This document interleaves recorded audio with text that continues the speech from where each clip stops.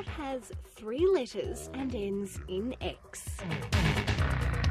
That's right, it's time to talk about tax. Well, now we've got your attention, we agree there's nothing sexy about tax, so perhaps this will help. It can save you thousands.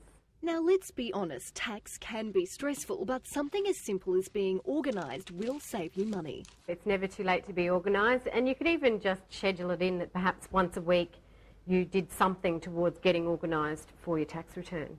Our resident budget expert, Michelle House, is also super organised. So if you've got an endless supply of that dreaded thermal paper, where do you start? A shoebox just isn't going to cut it. It's so easy to be organised these days. There's lots of ways that you can get your receipts under control and in some kind of order that's easy to access.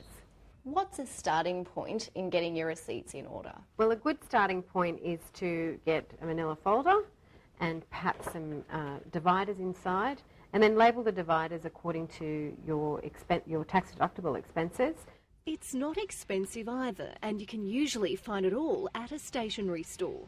We have porter files, we have suspension files, we have a variety of different filing systems in the store that for customers depending on their needs of their business.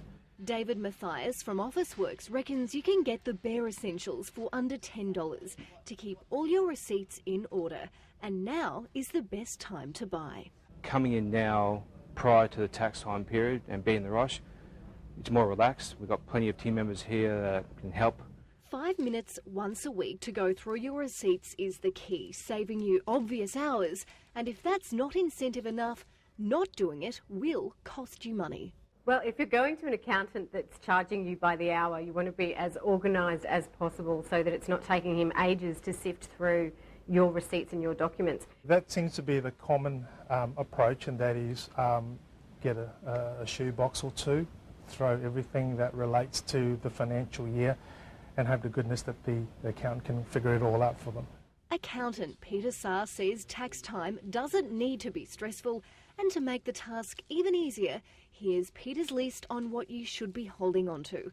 All your income details, work and investments, motor vehicle deductions, work uniforms and laundry, stationery, union fees, charity donations and medical expenses. The rule of thumb that I normally tell my clients to apply here in this situation is that if they incur an expense which is directly related to them generating an income, whether that be through work or through investment, generally they will be tax deductible. You might also be entitled to some government rebates, like the new education tax refund for parents with children at school. There is a 50% rebate that is allowable on any expenditure relating to education expenses. They've got to be very careful. Don't just rush out and start spending on education expenses, because there are only going to be certain things that are rebatable. Well, now we've made it nice and easy to get organised, you'll need to hold on to everything for 5 years.